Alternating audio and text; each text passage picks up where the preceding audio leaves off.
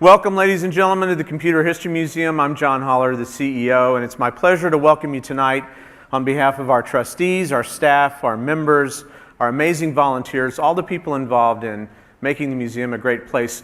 Thank you. Thank you for being here tonight for the kickoff of our Revolutionaries Speaker Series for 2013. We have major funding for the Revolutionary Speaker Series from Intel. We're delighted to have Intel's support for the fourth year running now, and it's fantastic because it enables everything that we do to make these Revolutionaries programs possible. We also get additional funding from the William K. Bowes Foundation. I want to say a special thank you to Tesla for arranging to have a Model S here this evening. I hope you had a chance to see the Model S downstairs. We've been looking forward for years to an event when we could have the Motor Trend Car of the Year at the museum. And we have it here tonight, so thank you to Tesla. We asked SpaceX for a rocket.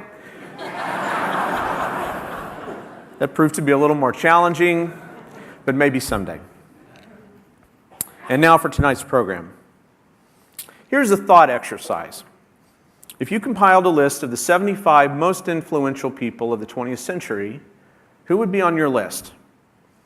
Or if you compile perhaps a list of the 100 people who most affected the world in the 20th century, who would be on that list? Now, think of the same list that you might start compiling for the 21st century so far. And if all of that proves to be a little too much, I can offer some help. Elon Musk has been on every single one of those lists that has been compiled for the 20th century to date, no matter who seems to be drawing the lists up. Few scientists, entrepreneurs, or industrialists of the last century could stake a claim to a career as boldly ambitious as the one Elon Musk is fashioning now. Transforming a large measure of the world's commerce and payment systems as co-founder and chairman of PayPal in 1999 might be enough for anyone for one lifetime.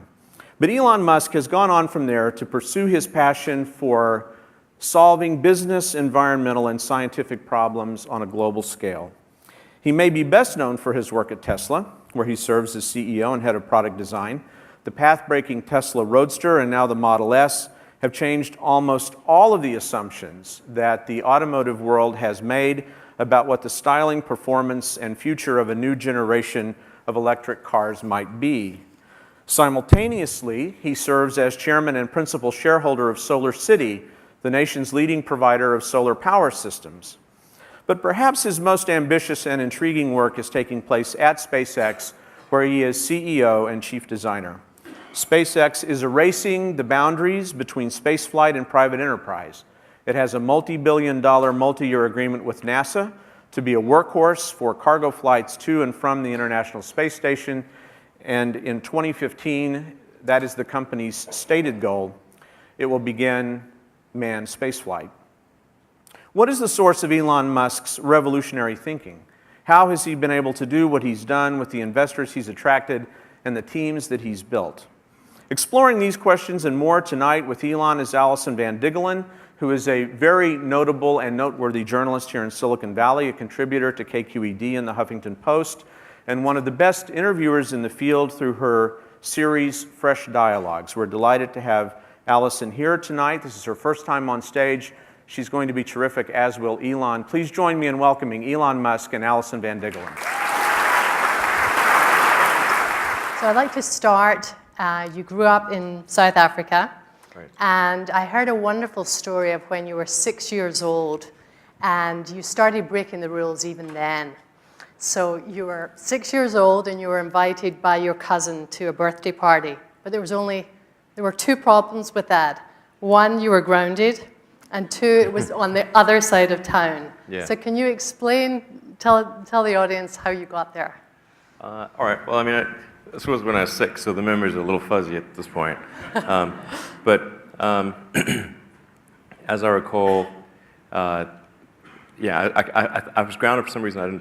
I don't know why, but I think I felt that it was unjust. And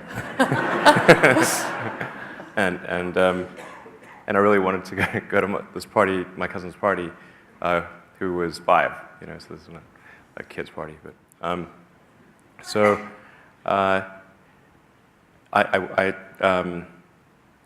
at first I was going to take my bike, but then, and I told my mom this, which is a mistake. Um, and she told me some story about how you needed a license for a bike, and the police would stop me. So I wasn't 100% sure if that was true or not, but I thought I'd better walk just in case. So yeah, I sort of thought I knew the way, but it was clear across town. So I don't know, it was 10 or 12 miles away. It's really quite far, further than I realized actually. And so I just started walking to my cousin's house. I think it took me about 4 hours. And just as my mom was leaving that party with my brother and sister, she saw me walking down the road and freaked out. And then I saw she saw me, so I then sprinted to my cousin's house, and I was just about 2 blocks away, and then climbed a tree and refused to come down. Oh, so the first of many rule-breaking adventures guess, for Elon yeah. Musk. So by the time you were 12, you were already an entrepreneur and making a profit. I understand very small one. you earned $500 equivalent in Rand for creating a video game. Can you tell us about that and what the inspiration was? Yeah, sure. So when I was about 10, I walked into a computer store in South Africa and saw an actual computer. I previously had some early sort of precursors to the Atari system, and then I got the Atari system, which I'm sure a lot of people here have played. But then I saw you could actually have a computer where you could make your own games, and it was a Commodore VIC-20. So that was the first computer I bought, and then I got some books on how to teach yourself programming, and this was like the coolest thing I'd ever seen. So I was just like, this is super awesome. So I started programming games and then selling games in order to actually buy more games. So a bit of a circular thing. So and more games and better computers and that kind of thing. So, Right. yeah. So the money wasn't the end goal for you. It was more a means to an end. Yeah. I mean, basically, I'd spend money on better computers and Dungeons and Dragons modules and things like that. Nerdmaster 3000, basically. Right. Yeah. So I understand at that time you were heavily into comics. I'm curious to know, did you love Iron Man, the comic Iron Man? I did kind of like Iron Man, yeah. You did? Yeah, did you ever imagine that you would be the inspiration for the movie version? I did not. Yes. No, that was pretty much.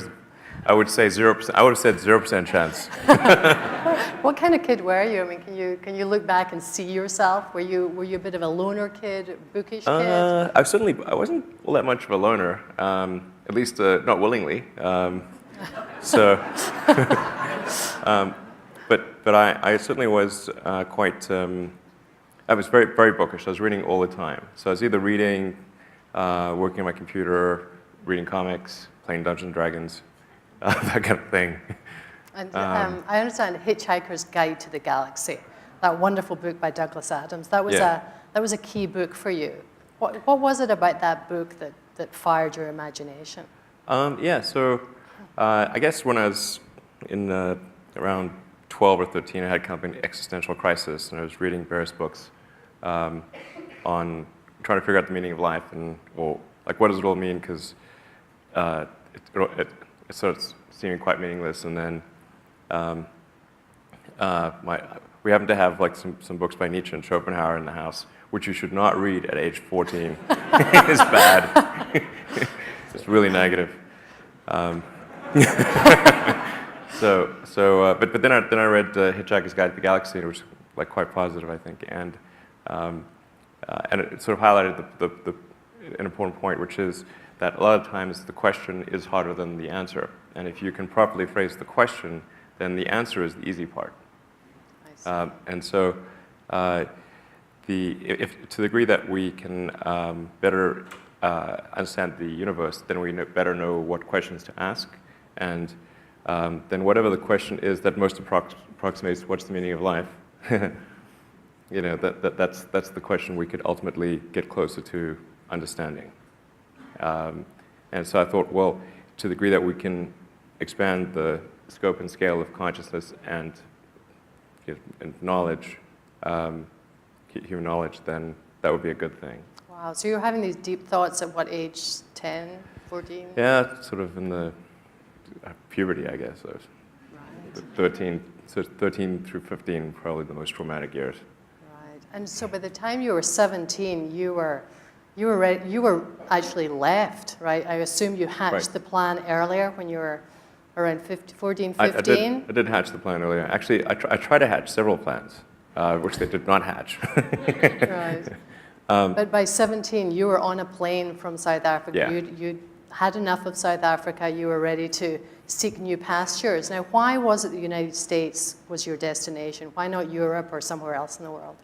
Well, just whenever I'd read about cool technology, it would tend to be in the United States, you know, or more broadly North America, or including Canada. So,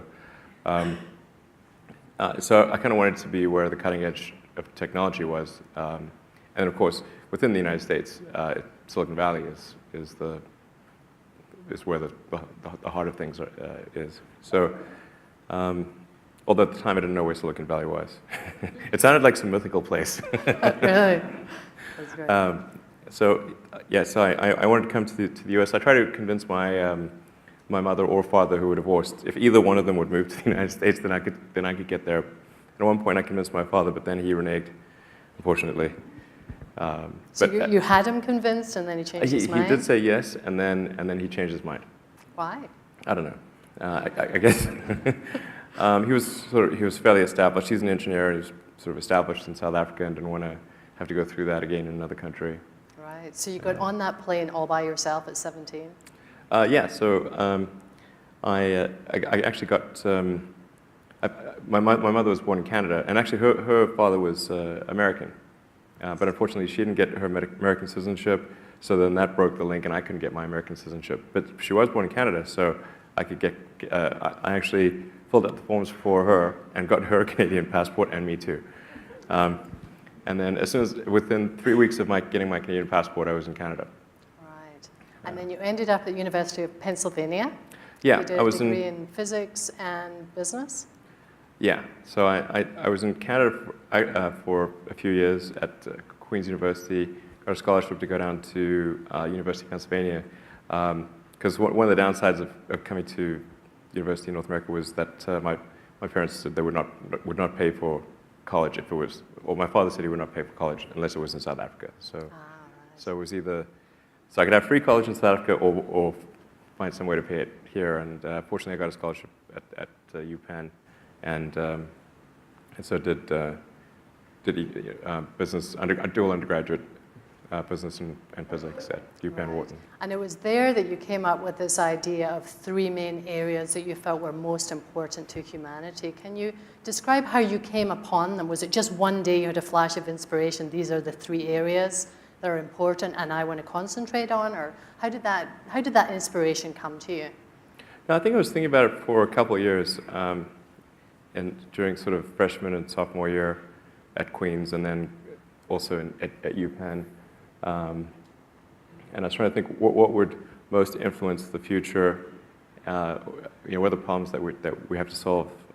And I actually talked a lot to friends and my housemates and that kind of thing, and dates, which was maybe not the best thing. So, yeah. I actually met a woman I dated briefly in college, who now works at Scientific American as a writer, and she related the anecdote that when we went on a date, all I was talking about was electric cars. That was not a winning conversation. So it was a bit of a monologue, was it? Yeah, she said she said the first question I asked her was, "Do you ever think about electric cars?" She said, no, she never does. So you learned from that. That wasn't the best shut-up line. Wasn't great. That's But great. it has recently it's been more effective. There you go. I know this man. That's wonderful. Well, we'll get on to Tesla soon. But I want to go from University of Pennsylvania, you ended up in Silicon Valley, and you've described Silicon Valley as Darwinian. Can you talk about what it was? In the most positive sense, really. In the most positive sense. I mean, it's not, Can you elaborate on what that means and why it had to be Silicon Valley? What drew you to Silicon Valley? Well, I was at Penn, and there was a professor who was chairman of a company in Silicon Valley that was working on advanced capacitors for use in electric cars, or potentially for use in electric cars. As it turns out, they're way too expensive. But I thought, well, this is really awesome, because then I asked if I could get a summer job, because it was in Silicon Valley and working on technology for electric cars. I thought, well, that's pretty much as good as it gets. So I got a summer job here. It was in Los Gatos, actually, at Pinnacle Research, doing electrolytic ultracapacitors, which were, but they had the problem was that they used a ruthenium tantalum oxide, and there was, I think, only a few tons of ruthenium mined in the world, so not very scalable. And they'd sell it to you by the sort of milligram. So, there's a problem. But it had a pretty high energy density. It's sort of roughly equivalent to a lead-acid battery, which for a capacitor is huge. But you ended up then, after that, at Stanford? Yeah, so then I thought, well, Stanford is in Silicon Valley, sort of epicenter, and so that's where I wanted to come. Either Stanford or Berkeley, and Stanford's sort of sunnier, so I like to... Sunnier, that's great. And I understand you were at Stanford University for a whole 2 days before you decided, no, it's time, I'm going to do my first startup. Yeah, I figured, well, so this was the summer of '95, and I've been working on some internet software. So, because the three things I thought would affect the world were the internet, sustainable energy, and space exploration, making life multiplanetary. So, but on the internet thing, I just couldn't figure out how to make enough money to feed myself. Because if I didn't make money, then I would run out of food and die. So that was not good. So basic needs, so, right? Yeah, literally. So whereas if I was a student, then I could be a teaching assistant and do various things and do research on electric vehicle technologies. That was my default plan. But then I also thought that if I did a PhD at Stanford, then I would spend several years watching the internet go through this incredibly rapid growth phase, and that would be really difficult to handle. It's like you really wanted to be doing something. So you saw the wave growing. Yeah, it sort of really seemed like things were going to take off. Although nobody had made any money on the internet at the time. In '95, there was really nobody was making any money on the internet. And in fact, even on Sand Hill Road, people were like, "What's the internet?" They were amazingly. When we tried to get funding for a company, and I think it was November or something of '95, there about October, November, more than half of the venture capitalists we met with did not know what the internet was and had not used it. That's amazing. Yeah, literally. I mean, how far it's has like, it they were literally asking, isn't that something that the government and universities use? I'm like, for now. but yeah. But then Netscape went public in late '95, I think it was, and then after that, even though a lot of venture capitalists still didn't understand the internet and still hadn't used it, somebody had made money on it, so now that... It was on the radar. Yeah, so when we went to get funding, the second time we tried to get funding, everyone was interested. Right, so this company was Zip2. That's right. And terrible name. Yeah, what was the reason for that name? Well, we were just incredibly stupid at the time, I think. That's the main reason for that name. And because we got some ad agency, because we thought, well, we don't know anything about names, so we'll get some ad agencies to suggest a bunch of options, and then Zip2 seemed kind of speedy. I don't know why the hell we chose that stupid name. And it has a digit in it. It's like, why would you pick it? Because it could be Zip-T-O, it could be Zip-T-W-O, it could be Zip-T-O-O. So people literally spelled the name every variation, which is bad if you go to URL and you don't have the other ones. So Zip2 started off as basically, like I said, we're trying to figure out how to make enough money to exist as a company, and so since there wasn't really any advertising money being made, we thought we could help existing companies get online, bring their stuff online. So we developed software that helped bring a lot of the newspapers and media companies online, because a lot of them just didn't. They also didn't know what the internet was. You had some big customers, didn't you? Yeah. And even the ones that were aware of the internet didn't have a software team, so they weren't very good at developing functionality. So we had, as investors and customers, the New York Times Company, Knight Ridder, Hearst, and so we were able to get them to pay us to develop software for them to bring them online, so online publishing stuff. And we did maps and directions and yellow pages and white pages and various other things. We developed quite sophisticated technology, actually, but it wasn't actually being employed super well by the media companies. Like we would suggest ways to use it, and then it would not be used as effectively as it could be. It was very frustrating. Right, but you did sell that company successfully to Compaq. Yeah. Right, and that allowed you to go on and create X.com. That's right. Yeah, exactly. So Compaq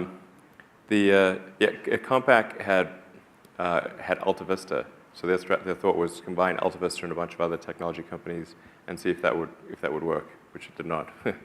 But nonetheless, they were pretty nice guys and bought the company, and that gave me the capital to do another company. And I wanted to do another company in the internet because I thought we hadn't really reached the potential that we could have with Zip2.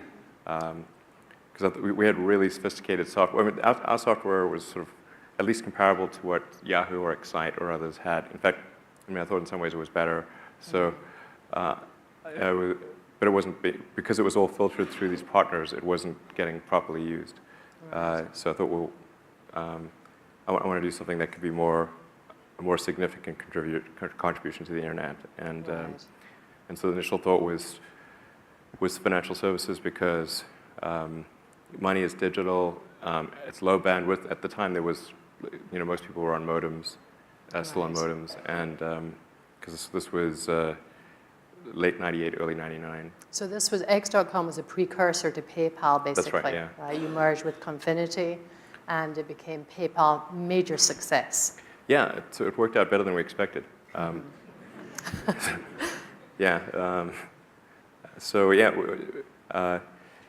Confinity. So initially, Confinity and X.com started out from slightly different directions, and then converged to the same point.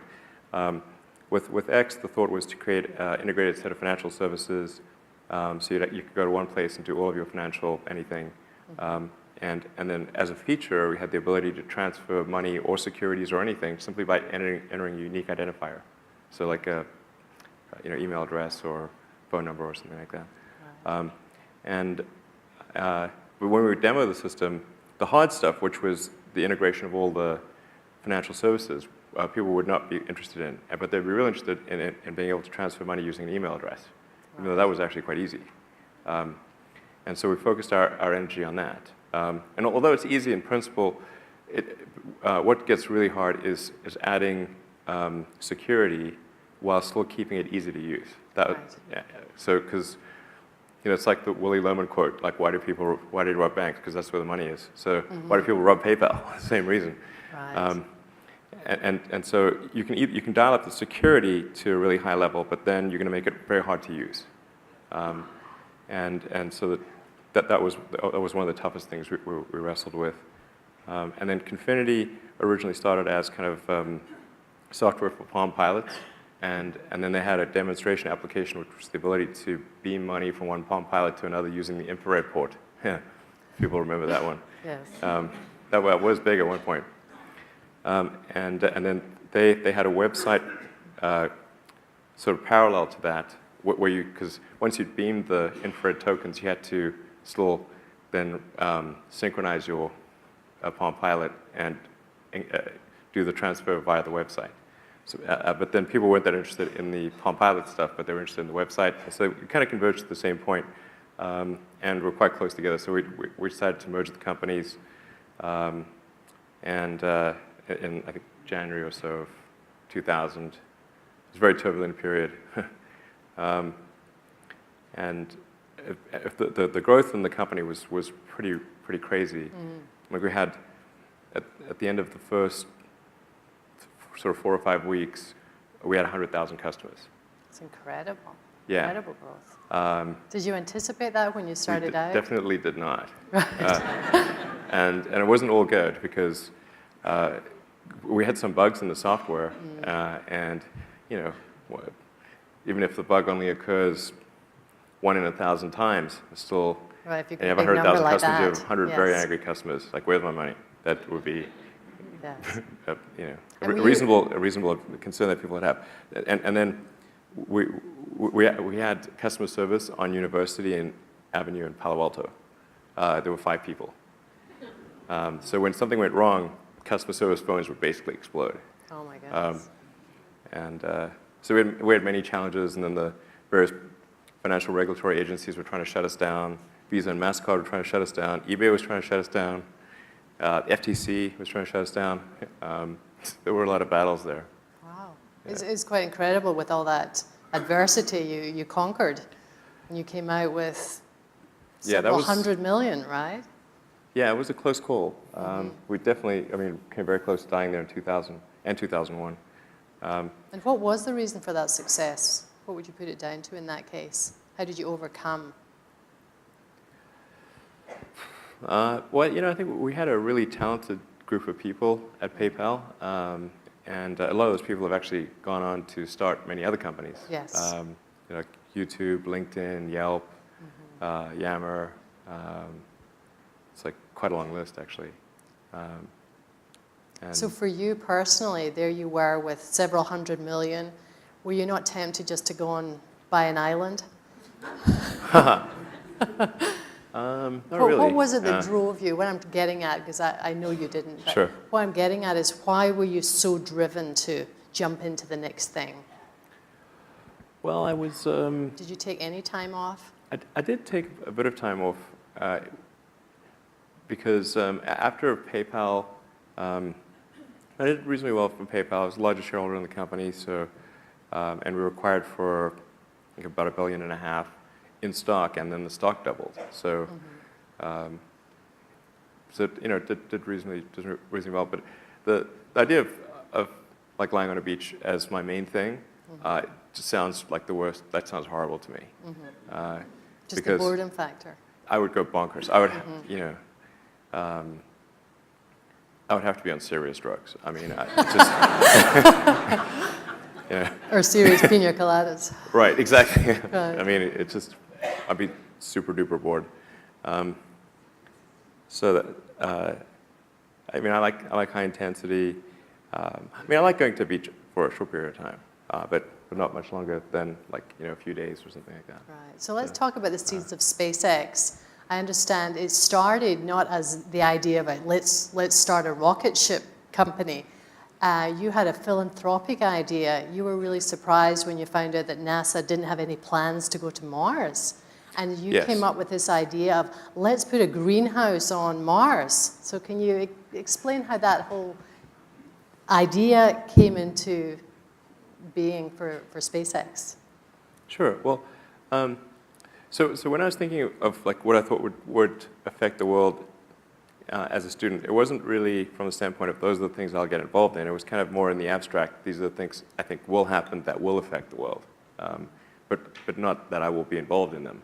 As it turns out, I have. But I always thought that we would make much more progress in space, and it just didn't happen. It was really disappointing. So. I was really quite bothered by it. So, when we went to the moon, we were supposed to have a base on the moon. We were supposed to send people to Mars, and that stuff just didn't happen. We went backwards. We got the space shuttle, but the space shuttle could only go to low Earth orbit, whereas Saturn V could go to the moon.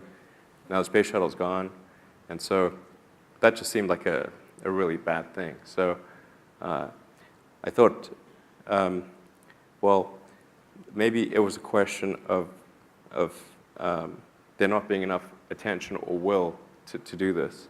But this was a wrong assumption. So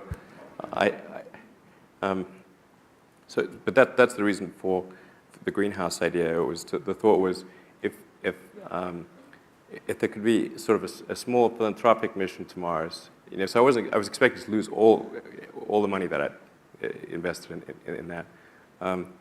But if we could send a small greenhouse to the surface of Mars with seeds in dehydrated nutrient gel, and you hydrate it upon landing, and you'd have this great shot of little greenhouse with little green plants on a red background. I thought that would get people excited. So you literally imagined a photograph inspiring a new Yeah, generation? you got to sort of imagine the money shot, if you will. So yeah, I think green plants and red background would be that. And people tend to get interested and excited about precedents and superlatives. So this would be the furthest that life's ever traveled, the first life on Mars, as far as we know. And I thought, well, maybe that would result in a bigger budget for NASA, and then we could sort of resume the journey. Mm-hmm. That was the basic idea. And I spent several months on this, actually, and went to Russia 3 times, because I was able to figure out how to get the cost of the spacecraft low, and the communications, and the greenhouse and all that to a reasonable number. Reasonable meaning several $1 million. And did you actually physically draw out a greenhouse of how you imagined? Yeah. Actually, I hope we've got that somewhere. That'd be amazing to see. Yeah. I mean, I'm sure it looks pretty goofy in retrospect, but that's the idea that we had, and I spent several $100,000 just kind of getting the design worked out and engaging some companies to come up with design specifications for the subsystems, but then it came to buying the rocket, and the problem was that the cost of rockets is really high, and the lowest cost rocket in the U.S. at the time was the Delta II, Boeing's Delta II, and that would have been about $50 million. Yeah, and then you'd still need to have like an upper stage for Mars, so probably $60 million all in. And that was, and I wanted to do 2 of these missions because I thought if I did just one and it didn't work, then that could have like the opposite effect. Well, like, look how dumb it is to try to send things to Mars. Look at all this money down the drain, yeah, right? What an idiot. So I wanted to do 2, and I just didn't have enough money to do 2 complete missions. Right, so you had a budget of about $100 million, something like that. Well, I was hoping it would be less than that, but not more. Not more than that. But then, yeah, I guess roughly on that order is about the most I'd be. I couldn't spend much more than that. So. Anyways, So the Russians didn't help you out? Yeah, I had three quite interesting trips to Russia to try to negotiate purchase of 2 Russian ICBMs. Yeah. And did they think you had evil intent? No, they just thought I was crazy. But I mean, that's not good either, if you're buying ICBMs. But minus the nuke. I mean, I think that would have been a lot more. So you didn't talk nukes to him? No, I didn't. I got the feeling that was on the table, which was very alarming. But yeah, those were very weird meetings with the Russian military and whatnot. I think they thought I was a bit crazy, but then they read about PayPal and said, okay, he was crazy, but he's got money. He did something right. Yeah, well, and more importantly, I could pay them. Right. Yes. So that's really. It was remarkably capitalist. Was my impression of the Russians. Yeah. Right. I have heard that before. Yep. So tell me, what was the turning point from talking with the Russians and then deciding, okay, I'm going to do this. I'm going to set up a company. What was that turning point for you? Well, I guess I came to the conclusion that my initial premise was wrong. That in fact, there's a great deal of will. That there's not such a shortage, but people don't think there's a way, and that if people thought there was a way, or at least something that wouldn't break the federal budget, then people would support it. Which in retrospect I think is actually kind of obvious, because the United States is a distillation of the human spirit of exploration. People came here from other places. I mean, it's, there's no nation that's more a nation of explorers than the United States. But people need to believe that it's possible, and that it's not, they don't have to give up like healthcare or something important. Right. It's got to be that's important. So I thought, okay, well, then it's not a question of will. It's a question of showing that there's a way. And I started reading quite a bit about rockets to try to understand why they're so freaking expensive. Is there something, where does the $60 million go for the Delta II? And that subsequently, now Delta II, I think, is $100 million or something, even some crazy number. And Delta II is, that's a relatively small rocket. So if you go to like a really, one of the bigger rockets, it's anywhere from $200 to $400 million. Anyway, so I came to the conclusion that there wasn't really a good reason for rockets to be so expensive, and that there could be a lot less, and even in expendable format, there could be less, and that if one could make them reusable, like airplanes, then the cost of rocketry would drop dramatically. Cost of space travel would drop dramatically, because the cost of the fuel was maybe anywhere from 0.2 to 0.5% of the cost of the rocket. Right. It's kind of like a plane. I mean, how much is the cost of the fuel in the plane versus the plane itself? Mm-hmm. It's at least a 2 order of magnitude difference. But nobody had really been able to make a reusable rocket work. So so I thought, okay, that if we can do that, then that would really be the key breakthrough for space travel. Right. But you also said that... So far, we have not succeeded, I should point out. You've also said that failure was the most likely outcome. Can you talk about failure in that sense and in a broader sense of being an entrepreneur and an innovator? Why is failure so important? Well, I think failure is bad. I don't think it's good.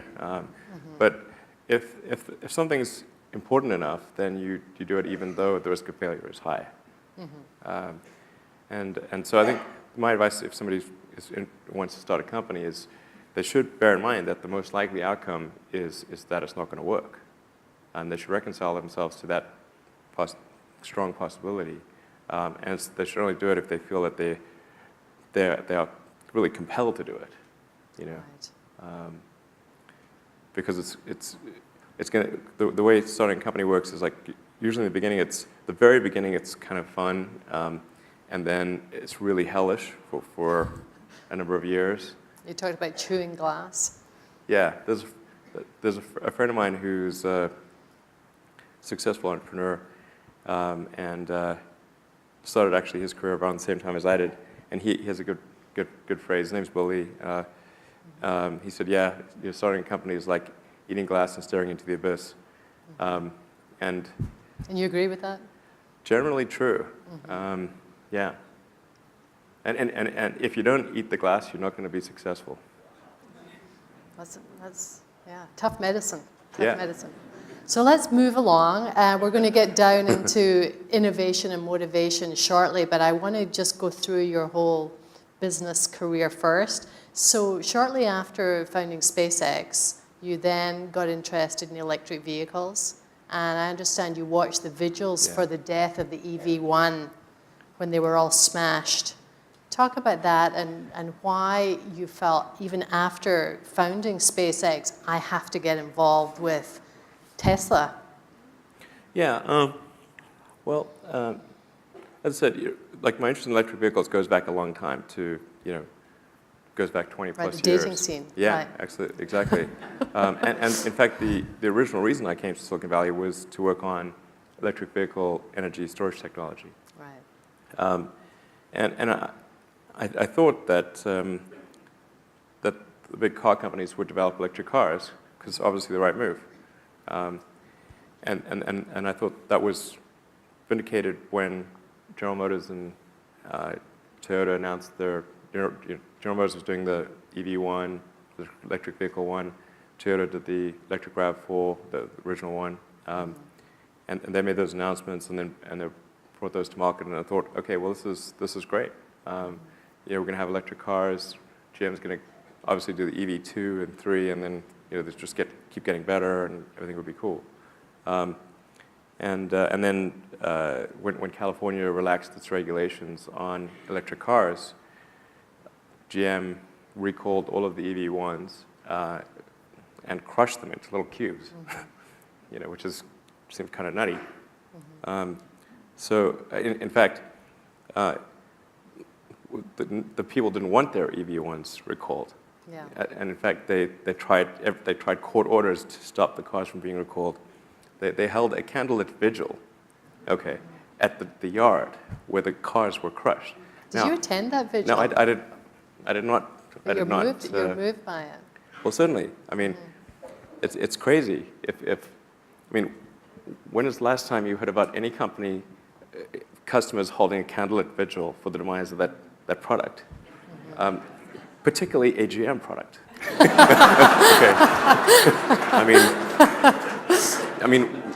What bigger wake-up call do you need? It's like, hello, the customers are really upset about this. They would really prefer it if it didn't get recalled. So that kind of blew my mind. So it was like, wow, okay. And then we had the advent of lithium-ion batteries, which really helps it makes, that's one of the key things for making electric cars work.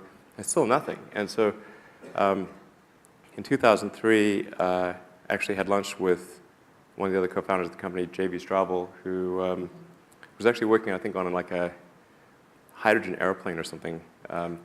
And he mentioned to me the T0 car that was done by AC Propulsion. AC Propulsion, I think, consists of guys, some of whom had actually been on the EV1 program, and they took a gasoline sports car, kind of a kit car, and outfitted it with lithium-ion batteries, sort of consumer-grade cells, and they created a car which is essentially the precursor of the Roadster, and in fact, it had very similar specifications. So it's a sub-4-second 0 to 60 miles an hour, 250-mile range, and also a two-seater sort of sports car. But it was quite primitive. It didn't have a roof, one thing, at all. And in fact, I don't know if it had doors, but it didn't have any safety systems, no airbags. It wasn't homologated, so you couldn't sell it. So in order to sell that car, in order to create a commercial version of the car, something that a manufacturer could produce and sell to people, there was a fair bit of work that was required. And but anyway, I kept trying to get AC Propulsion to commercialize the T0, and I said, look, I'll fund the whole effort. You really need to do this, and they just sort of refused to do it. They didn't want to do it. They wanted to make I think at the what's that? They want to make like an electric Scion, which in principle sounds good, except that it would have cost $75,000, and nobody wants to buy a $75,000 Scion. And the technology just was not ready. There was just no way to make a good value for money proposition. With something like a Scion. What was it that compelled you to say, I have to be CEO here and lead this company? Why not say, I'll help you, JB, get this rolling? Well, I really didn't want to be CEO of two companies. I tried really hard not to be, actually. So anyway, so AC Repulsion finally said, okay, I actually told AC Repulsion, look, if you're not going to do this, I'm going to create a company to do this. And they said, well, there's some other guys who are also interested in doing that, and you guys should combine efforts and create a company. And that's basically how Tesla came together. And then we had like a lot of drama. But I mean, I had, since I was I provided like 95% of the money, so I could have been the CEO from day one, but I really, the idea of being CEO of 2 startups at the same time was not appealing, and shouldn't be appealing, by the way, if anyone's thinking that's a good idea. It's a really terrible idea.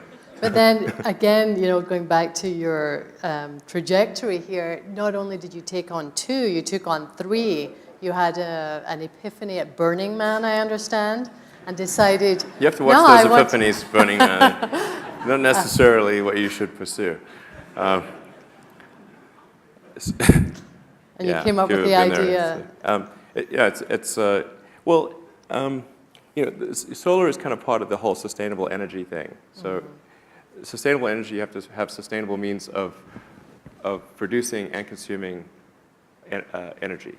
And so even if you have electric cars, you have to have the other side of the equation. Say, how do you produce energy in a sustainable way? And I think solar is the obvious primary means of sustainable energy generation. In fact, the Earth is almost entirely solar powered today. The only reason we're not a frozen ice ball at sort of 3 degrees Kelvin is because of the sun. And the sun is responsible for all precipitation. It's responsible for the vast majority of the ecosystem, apart from sort of chemotrophs at the bottom of the ocean. So there's just a tiny amount of energy that people consume to power civilization. It's actually a very tiny amount of energy relative to the amount of energy that the sun sends in our general direction. And so in order to deal with that, we couldn't, in fact, power the entire world with solar power quite easily. This is maybe not super obvious to people. But So was that the epiphany you had at Burning Man? Was it a oh, vision? No, I knew that I knew that in college. But what was the key vision that came to you at Burning Man? We all want to imagine you there. Vision, no, it was more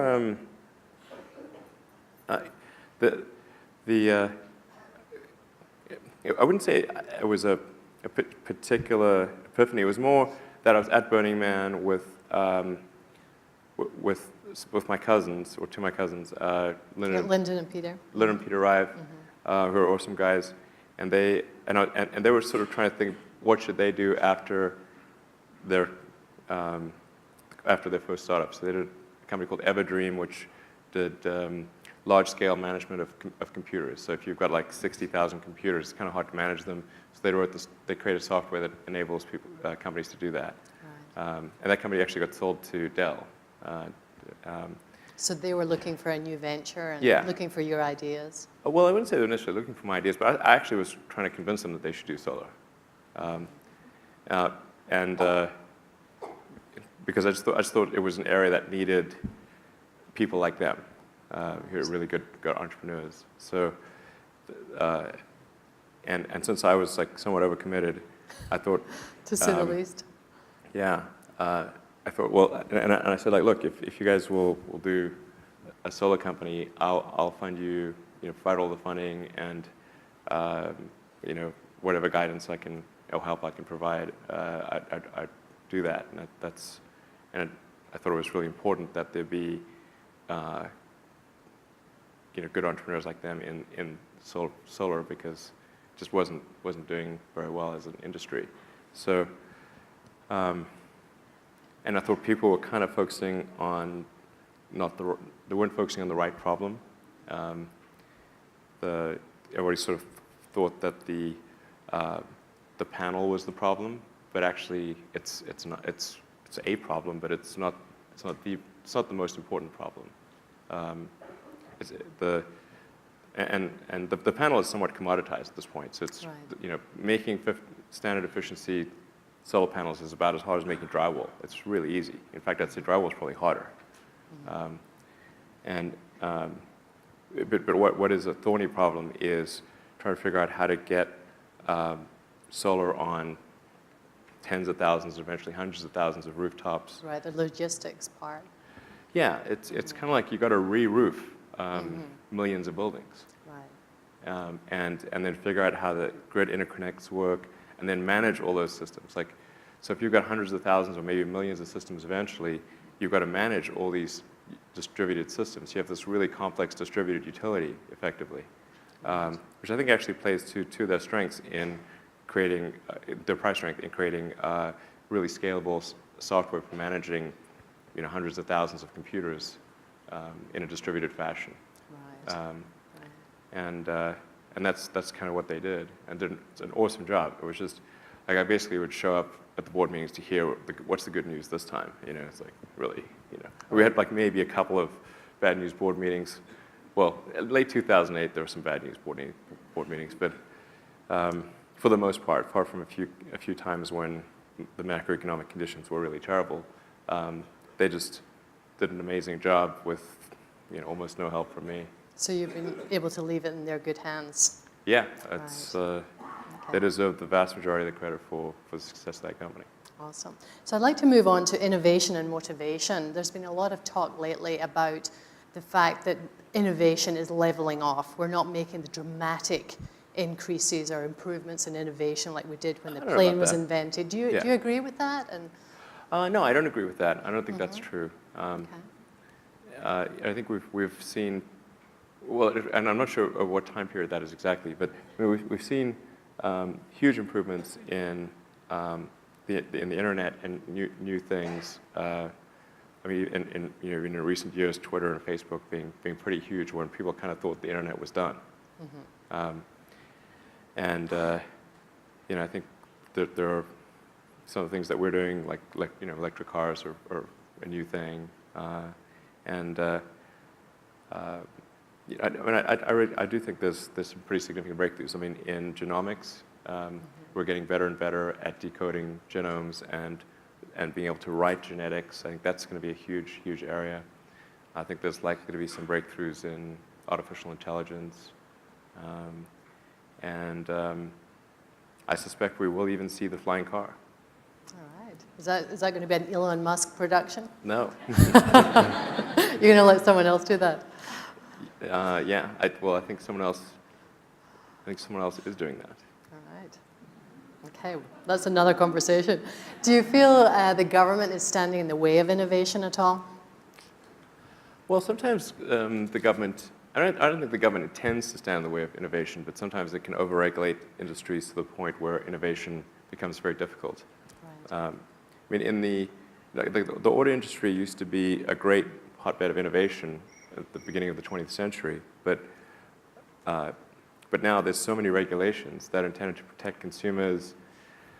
The body of regulation for cars could fill, this room. It's just crazy how much regulation there is, down to what the headlamps are supposed to be like, and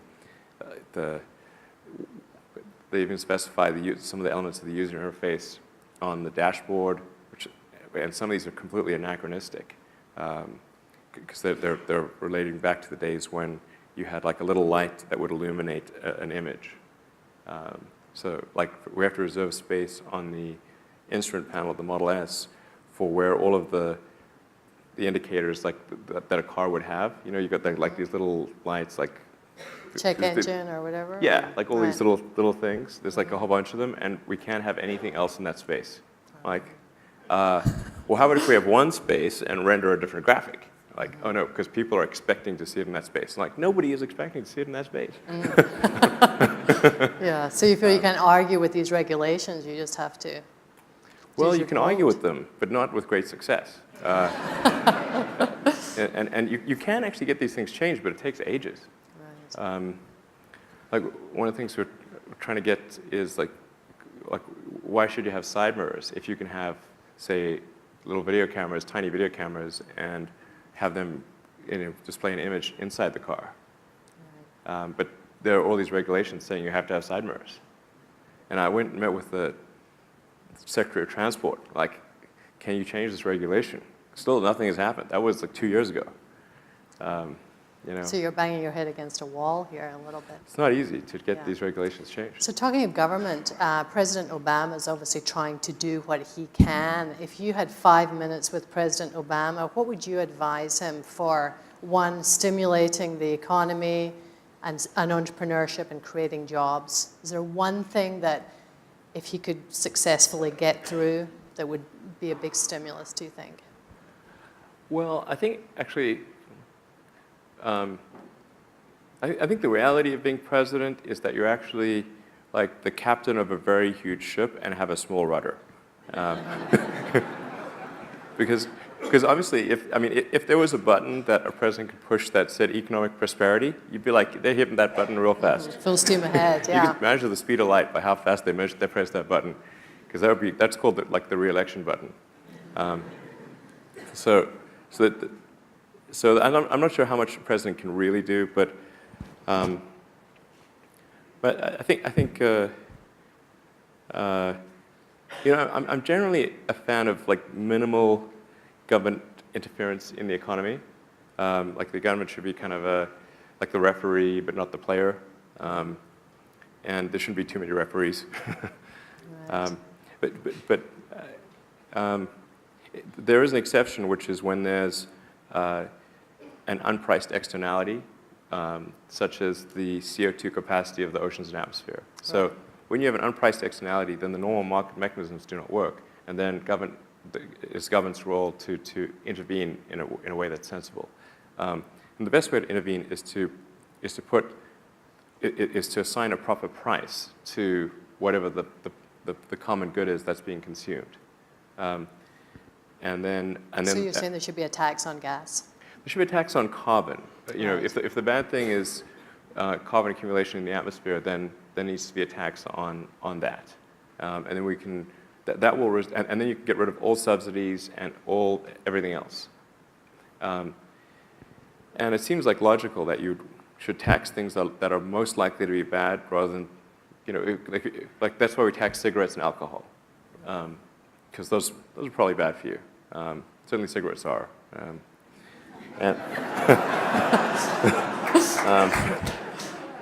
So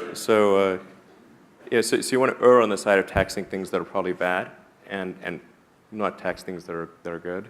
And so I think, given that there is a need to gather tax for the to pay for the federal government, we should shift the tax burden to bad things, and then adjust that tax of that bad thing according to whatever's going to result in the behavior that we think is beneficial for the future. I mean, I think currently what we're doing right now, which is mining and burning trillions of tons of hydrocarbons that used to be buried very deep underground, and now we're sticking them in the atmosphere and running this crazy chemical experiment on the atmosphere. And then you've got the oil and gas companies, which have ungodly amounts of money.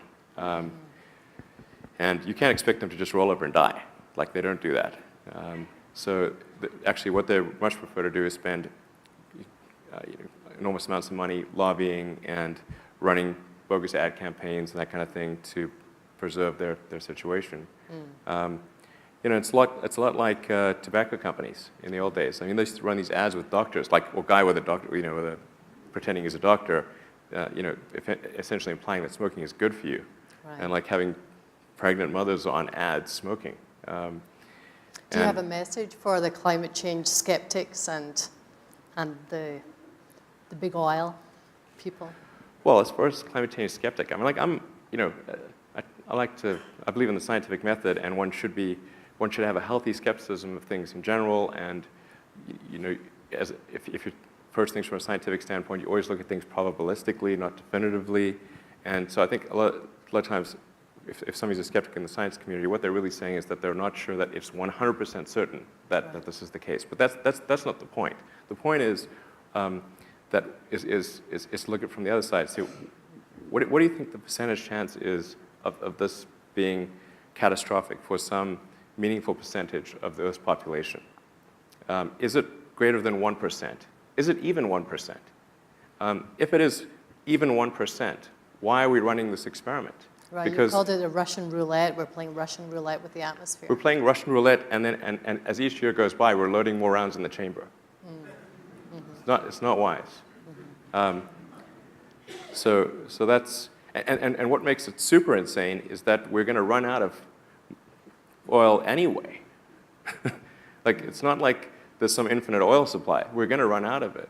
So we know we have to get to a sustainable means of transportation no matter what.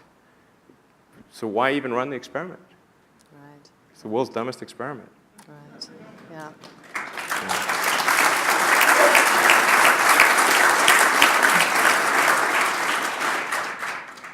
So let's move on to focus on Silicon Valley. Steve Jobs was and is a wonderful Silicon Valley icon. Is he someone that you've admired, and what have you learned from Steve's life and work?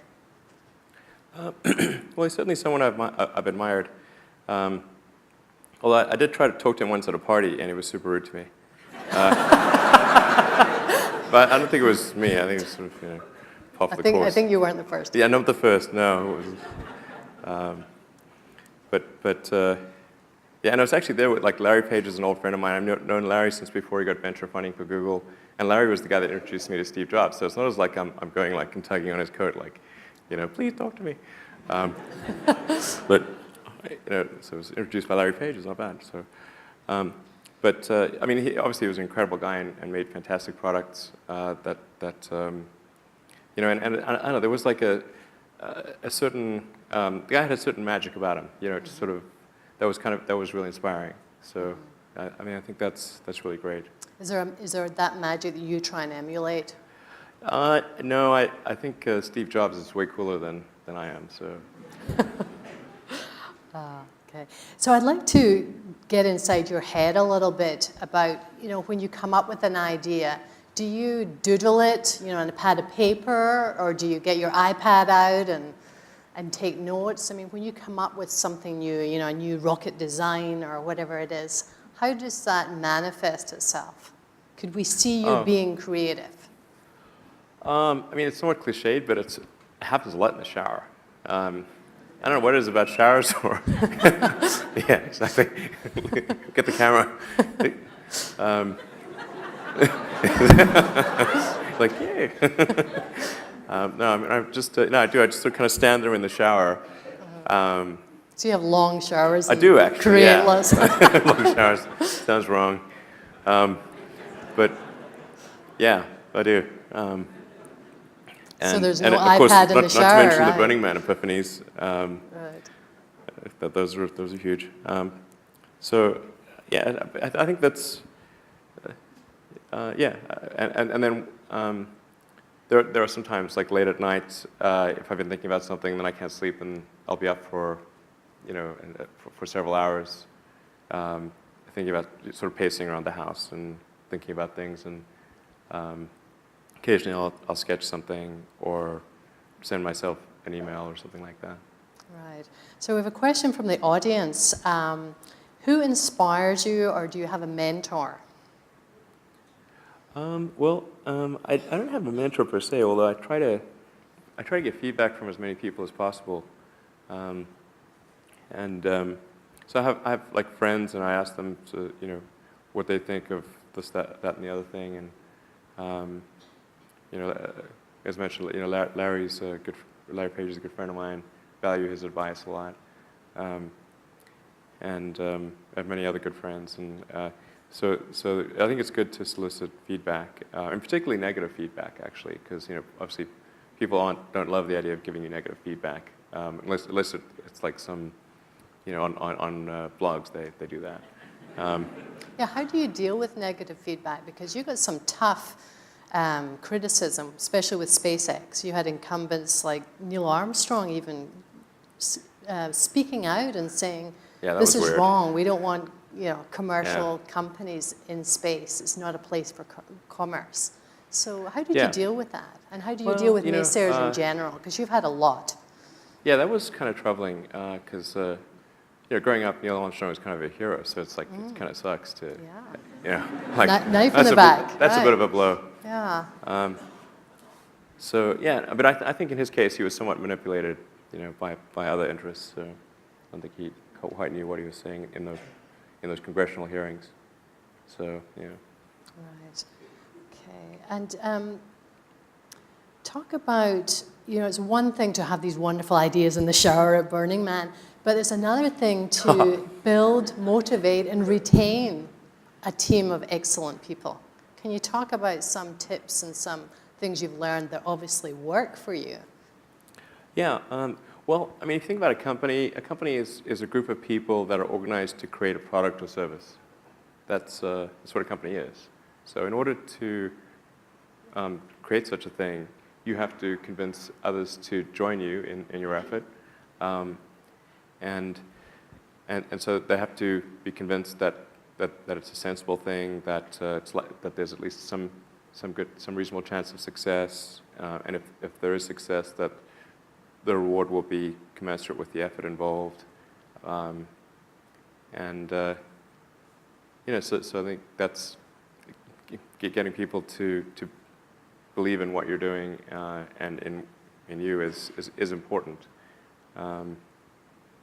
So in the beginning, there will be few people who believe in you or in what you're doing, but then over time, as you make progress, the evidence will build, and more people will believe in what you're doing.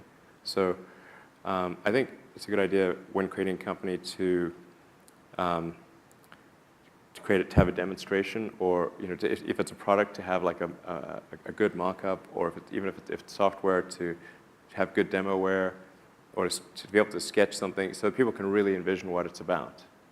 Try to get to that point as soon as possible, and then iterate to make it as real as possible, as fast as possible. Yeah, I don't know if that makes sense, but. Okay, so you're CEO of 2 companies, you're chairman of Solar City. Talk about time management. How on earth do you do this? Well, do you get any sleep? Yeah, sometimes not enough. Sleep is really great, because I find if I don't get enough sleep, then I'm quite grumpy. I mean, obviously, I think most people are that way. And also, I try to sort of figure out what's the right amount of sleep, because I found I could drop below a certain threshold of sleep, and although I'd be awake more hours and I could sustain it, I would get less done because my mental acuity would be affected. So I found generally the right number for me is around 6 to 6.5 hours on average per night. That's not too bad. Yeah. Right. And any other tips That is an average, though. Right. Any other tips on just managing to run 2 companies simultaneously? I mean, do you find? I mean, I know you're up here Monday, Tuesday. Is it all Tesla when you're up in Silicon Valley, and all SpaceX Wednesday, Thursday? Having a having a smartphone is incredibly helpful, because that means you can do email during interstitial periods, like if you're in a car, you're walking, in the bathroom, everywhere. You can do email practically when you're awake, and so that's really helpful to have email for SpaceX and Tesla integrated on my phone, and then it's just you have to apply a lot of hours to actually working. So the way I generally do it is I'll be working at SpaceX on Monday, and then Monday night fly to the Bay Area, spend Tuesday and Wednesday in the Bay Area, then at Tesla, and then fly back on Wednesday night, spend Thursday and Friday at SpaceX. In the last several months, then I would fly back here on a Saturday, and either spend Saturday and Sunday at Tesla, or spend Saturday at Tesla and Sunday at SpaceX. And where do the boys fit in? You have 5 sons. Yeah. Do they tag along with Dad on some of these trips? I do drag them along in a lot of things, actually. They're remarkably unimpressed by. Yeah, I wish they would be sort of more interested. But I mean, the twins are 8 and the triplets are 6, so maybe they'll get more interested later. But do you see one day grooming one of them or several of them to take over your companies? Well, I mean, I think if they're inclined to, I mean, if they're really interested in working at Tesla or SpaceX, then I'd help them do that. I'm not sure I'd want to necessarily try to insert them into the CEO role at some point. It's kind of like if the rest of the team and the board kind of felt that they were the right person, then that would be fine. But I wouldn't want people to feel like I kind of installed my kid there. And I don't think that would be good for either the companies or the kid, really. But I was actually at one point of a school of thought that it's best to give away kind of like 99% or more of one's assets, kind of like the Buffett school of thought. And I'm still mostly of that inclined in that direction. But after seeing what happened with Ford and GM and Chrysler, where GM and Chrysler went bankrupt, but Ford did not, and Ford seemed to make better long-term choices than the other two companies, and that's in part because of the influence of the Ford family. And I thought, well, okay, there may be some merit in having some longer-term family ownership, at least a portion of it, so it acts as a positive influence. I mean, this is still something I'm thinking about, but acting as a positive influence in the long term, so the company kind of does proper long-term things. And like if you look at what happened also in Silicon Valley with HP, I mean, I think it's quite sad. And that to some degree is because there was much diminished influence by the Hewlett and Packard families. Right. I think they should have prevailed in their, where they were opposed to the merger that took place at one point, and I think they were right, actually. Right. And looking to the future for SpaceX, is there an IPO plan for this year? No, there's no IPO plan. No. Let's say running a public company does have its drawbacks. So you're not in a hurry? No. Okay. I mean, in the case of Tesla and SpaceX, we had to raise capital, and we had kind of a complex equity structure that needed to be resolved by going public. And so I felt we kind of needed to do that in those two cases. We don't have to do that in SpaceX. I think there's a good chance we will at some point in the future.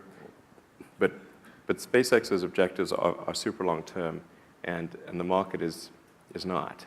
So I'm a bit worried that if we did go public, certainly if we went public too soon, that that market pressure would force us to do short-term things and abandon kind of long-term projects. Like going to Mars. Right, going to Mars is very long-term.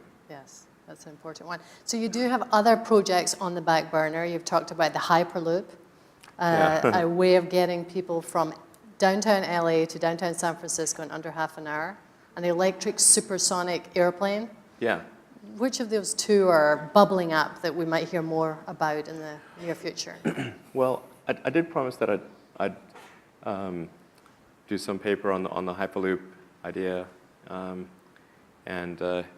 things got a little hectic towards the end of last year because I'd committed to make these milestones at Tesla to the public markets, and I had to stay true to that obligation, which required just an insane level of work and attention.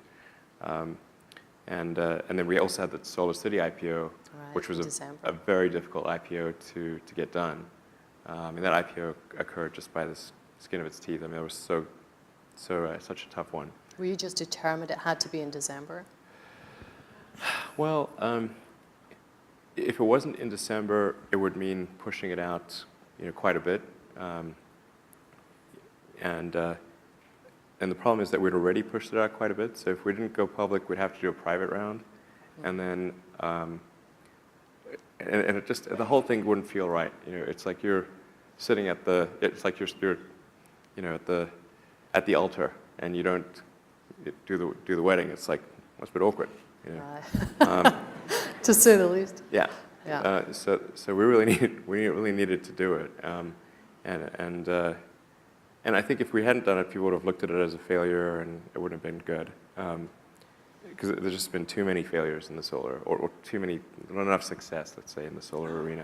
Right. There needed to be we need to chalk up a success in the Yeah, arena. it was a rare piece of sunshine for the solar Right, industry last year, exactly. that's for sure. Ironically, for a solar industry, does not have a lot of that. Yes, yes. So it's time, unfortunately, for our last question. You've come a long way since you were that 6-year-old little boy breaking the rules. You turned 42 this year. Right. What is on the cards? Where do you see yourself in 10 years' time, 20 years' time, 40 years' time? Because you famously said you want to die on Mars, just not on impact. Right. Exactly. Tell us about that dream. Yeah. Well, I actually was asked by a journalist, "Do you want to die on Mars?" And I said yes. And I was like, "But wait, not impact. Yeah, just to be clear, that's one of the possibilities." Yeah. So I guess I mean I'd like to be able to go to Mars while I'm still able to manage the journey reasonably well. So I think I don't want to be like 75 and go to Mars. You don't want to take your Zimmer frame with you. Right. It could be, at least in the beginning, could be, mildly arduous. So I'd like to get there. I don't know. I mean, ideally in my 50s, that would be kind of cool. So you see that happening in the next? Well, I mean, I aspire to make that happen, and I can see the potential for that happening. I'm not saying it will happen, but I think it can happen. I'll try to make it happen. Great. Ladies and gentlemen, Elon Musk.